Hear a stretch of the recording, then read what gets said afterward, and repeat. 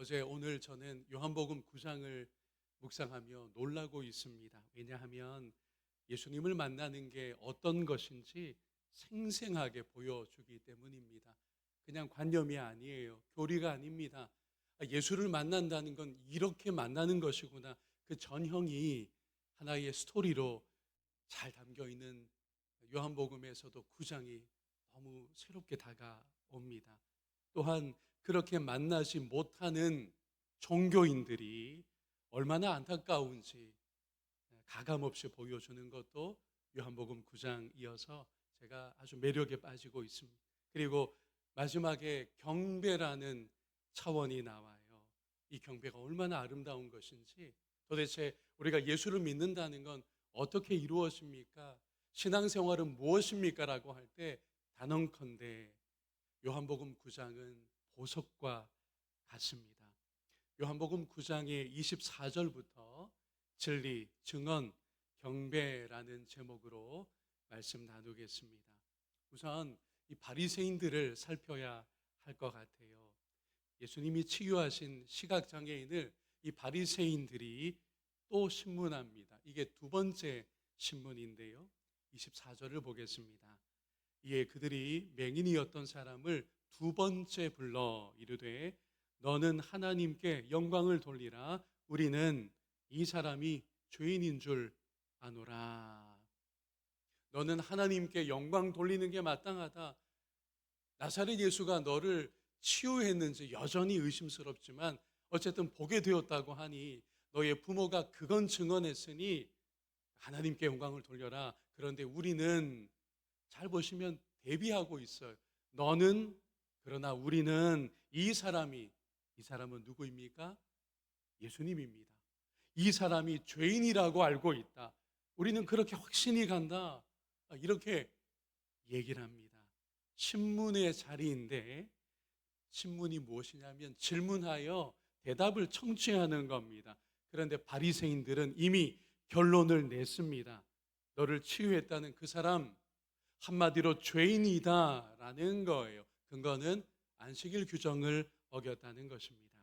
그리고 그 결론에 동의하라고 압력을 넣고 있어요. 압박하는 분위기가 역력합니다. 26절에도 그러한데 그들이 이르되 그 사람이 내게 무엇을 하였느냐? 어떻게 내 눈을 뜨게 하였느냐? 압박하는 분위기로 다시 확인하려고 합니다. 그러나 정직한 답을 얻으려는 마음은 전혀 없어요. 이미 너를 고쳤다고 너는 주장하는데 그 나사렛 사람은 죄인이다 라고 판단을 내린 상태입니다. 우리는 질문하게 됩니다. 바리새인들은 왜 이런 식이냐라는 겁니다. 자기들의 결론을 원할 뿐 진리를 원하지는 않기 때문에 그래요. 이 바리새인들이요, 자기들 가운데 온 인류에 이제 빛으로 오신 진리에 대하여 귀를 막고 있습니다. 그러면서 자기들의 종교 관습, 자기들이 내린 결론만 원하고 있다는 거죠. 진리의 빛이 왔는데 이제 환해졌는데 구약 시대에는 선지자들을 통하여 내다보게 하셨으나 실체로서 진리가 오셨잖아요. 빛으로 오셨잖아요. 그게 누구이십니까? 예수 그리스도이십니다. 그런데 그 빛을 바리새인들이 특별히 싫어하기에 진리를 만나질 못하고 있는 겁니다. 진리요 빛이신 예수님이 오셨습니다. 그분의 말씀과 사역은 바리새인들의 기대와 전통을 어긋나고 있었습니다. 예수님의 말씀과 사역은 바리새인들의 위선과 환개는 환하게 드러내고 계셨어요. 그러면서 예수님의 하나하나가 하나님의 마음, 하나님의 구원을 온전히 보이고 있었습니다. 한마디로 하면 예수님이 진리이십니다. 예수님이 빛이십니다. 그래서 요한 사도가 강조합니다. 이 진리에 대한 반응이 너무도 중요하다라고요. 이 빛에 대하여 여러분이 어떤 태도를 갖느냐는 매우 중요하다라고, 구원을 좌우할 수 있다고 요한 사도가 이 복음서의 서두부터 강조했어요. 요한복음 1장으로 가서 9절로 12절의 말씀입니다. 참 빛 곧 세상에 와서 각 사람에게 비추는 빛이 있었나니 그가 세상에 계셨으며 세상은 그로 말미암아 지은 바 되었으되 세상이 그를 알지 못하였고 자기 땅에 오매 자기 백성이 영접하지 아니하였으나 12절 함께 있습니다. 영접하는 자, 곧 그 이름을 믿는 자들에게는 하나님의 자녀가 되는 권세를 주셨으니 아멘. 온 인류의 빛으로 진리로 예수님이 오셨습니다. 영접할 것인가 아니면 외면하고 배척할 것인가, 이 태도가 심판을 미리 정하는 셈입니다. 요한복음을 잘 읽어보면요, 심판이 종말에 있는 게 아니에요. 그들 가운데 오신 진리요 빛이신 예수님을 어떤 태도로 지금 맞이하느냐에, 어떤 태도를 보이느냐에 따라 심판은 이미 주어진 것이나 다름이 없다는 겁니다. 반응이 중요합니다. 예수님께 대한 태도가 중요합니다. 요한복음 9장에서도 그래요. 영접하는 자에 해당하는 이가 누구죠? 치유받은 맹인입니다. 그런데 심판받을 배척하는 자들의 대표로는 누가 등장했습니까? 바로 바리새인들이 등장한 것입니다. 그러면 바리새인들은 안타깝게도 왜 이렇게 계속 빛을 배척하느냐, 진리를 외면하고 있느냐, 부정하느냐? 여러분, 바리새인들도 그 시대에 진지한 사람들이었어요. 그들이야말로 구약을 읽으며 진리를 추구했습니다. 시대에 빛이 오기를 원하고 있었어요. 그런데 그 빛과 진리가 나사렛 예수 같을 수는 없다라고 여겼던 거예요. 여기에 문제가 있어요. 여기에 한계가 있습니다. 바리새인들이 진리 자체를 좋아하지 않은 게 아닙니다. 빛을 원하지 않았던 게 아니에요. 이 어려워지는 시대에 저 조상들이 붙들려 갔던 바벨론으로부터 이미 귀환했었고, 시간이 지나 메시아는 정말 오실 것인가? 또 다른 바벨론처럼 로마 제국이 지금 우리 가운데 권력자로 저렇게 성성하게 존재하는데 메시아여 오시는 겁니까? 하나님, 당신의 기름 부음 받은 메시아를 보내주시는 겁니까? 기다리고 있었어요. 빛을 원하고 있었습니다. 이들이 진리를 사모했어요. 뭐가 문제라고요? 그 진리와 빛이 전 나사렛 예수일 수는 없다라는 게 한계요, 심판이었다는 것입니다.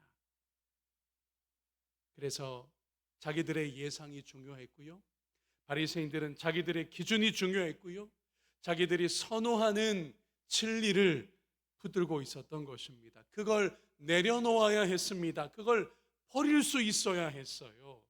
맹인은요, 여러분, 요한복음 9장의 맹인은요, 내려놓을 것도 없는 사람이었기 때문에 복이 있는 줄로 믿습니다. 이 사람은 내려놓고 자시고 할 게 없는 사람이에요. 회당에 가서 예배하는 것조차 나면서부터 앞을 못 보았기 때문에 이 신체 조건으로 종교 생활도 안 되던 인물이거든요. 늘 구걸하며 살아왔습니다. 그러니 내려놓을 것도 없는 이 맹인이 오히려 순수했어요. 오히려 빛을 볼 수 있었습니다. 오히려 진리를 영접할 수 있었다는 거죠. 바리새인들도 그래야 했었습니다. 그런데 자기들의 종교적 위신, 예루살렘의 기득권이라고 하는 아직도 내려놓지 못하는 그 권세, 그리고 우리야말로 하나님을 잘 압니다. 모세오경에 통달한 게 바로 우리들입니다.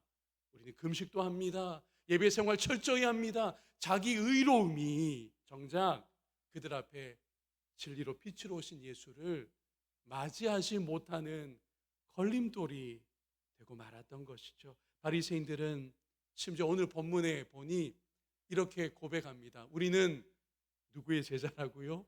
모세의 제자라고 그렇게 얘기를 해요. 자기들의 종교 관습, 여전히 구약에 특별히 자기들이 중요하다고 여기는 그 구약의 내용들에 붙들려 우리는 모세의 법이 중요하고 이 법 아래에 뭔가 준수하는 메시아가 온다면 우리가 인정할 것이요. 그런데 예수님은 안식일 규례도 어기셨어요. 안식일에 기꺼이 일하셨습니다. 치유하시는 일을 하셨죠. 모든 종교 관습, 성전 중심의 당시 종교 생활에 대하여 이거 아닙니다라고 예수님이 정면으로 반박하셨잖아요. 그러니 그 나사렛 예수를 영접할 수 있었겠습니까? 28절 말씀을 보겠습니다. 그들이 욕하여 이르되 너는 그의 제자이나 우리는 모세의 제자라. 안타깝습니다. 안타까워요. 여러분, 예수 만난다는 게 뭐냐 하면요, 우리가 인격적으로 예수 만난다, 인격적으로 만난다라고 하는데, 이게 되려면 내가 나름 신앙은 이런 겁니다, 교회 생활은 이런 거예요, 예수 믿는 건 이런 거 하는 거예요 라고 바리새인들도 정말 종교 생활에 열심히 있었거든요. 종교 생활의 전문가들이었습니다. 그 모든 걸 내려놓을 때, 왜요? 내 앞에 누가 오셨기 때문이죠? 예수님이 오셨기 때문이에요. 그분이 기준입니다. 그분이 하시는 게 정답이에요. 그분이 말씀하시는 게 진리였습니다. 내가 신앙에 대해 좀 알고 있고 내 나름의 종교 생활에 이력이 있지만 이거 다 내려놓을 수 있을 때 예수님을 영접할 수 있는 겁니다. 저는 두려운 마음이 들어요. 우리가 교회 생활을 오래 해왔다고 하면서, 교회 중직자라고 하면서, 목사라고 하면서 바로 이 조건들이 성령으로 시시각각 우리에게 다가오시는 예수님을 인정하지 않게 되는 그런 이유이진 않은가라는 겁니다. 늘 내려놓아야 합니다. 날마다 내려놓아야 합니다. 그럴 때 예수님을 인격적으로 만나게 될 줄로 믿습니다. 두 번째로 증언입니다. 오늘 설교 제목이요, 진리, 증언, 경배인데요, 눈을 뜨게 된 남자의 반응이 놀랍습니다. 그는 자기가 만난 예수님을 증언하기 시작하니까요. 25절입니다. 대답하되 그가 죄인인지 내가 알지 못하나, 이걸 인정하지 않는 거예요. 자기를 만나 고쳐주신 분이 죄인일 수 없다는 겁니다. 한 가지 아는 것은 내가 맹인으로 있다가 지금 보는 그것이니라. 그러니까 이렇게 증언하고 있는 겁니다. 당신들은 그분을 죄인이라고 주장하는데 그걸 답으로 정해놓았는데 나는요, 적어도 나는요, 그분을 치유자로 만났습니다. 그리고 죄인이라면, 신학 공부를 한 적이 없는 이 맹인이요, 오늘 본문을 잘 보시면 자기가 만난 예수님을 놀랍게 증언하고 있어요. 바리새인을 능가하고 있습니다. 당신들은 지금 그를 죄인이라고 하는데 어찌 죄인이 맹인의 눈을 뜨게 할 수 있을까요? 당신들이 전문가로서 아는 구약 성경에 근거해도 이런 건 있을 수가 없잖아요. 죄인이 어떻게 하나님의 일을 나타냅니까? 그러니 저 나사렛 예수가, 저분이 죄인일 수는 없는 거예요. 당신들이 정해놓은 그 대답을 저는 동의할 수 없고 알 수 없는데 제가 한 가지 증언할 게 있습니다. 저는 나면서부터 시각장애인이었는데 지금은 환하게 본다는 것입니다. 이런 변화가, 기적 같은 일이 어떻게 이루어졌느냐? 저를 찾아오셔서 치유해 주신 예수님 덕분입니다. 증언하고 있습니다. 여러분, 예수님을 인격적으로 만난 사람은요, 내가 만난 주님을 감추지 않고 증언하게 됩니다.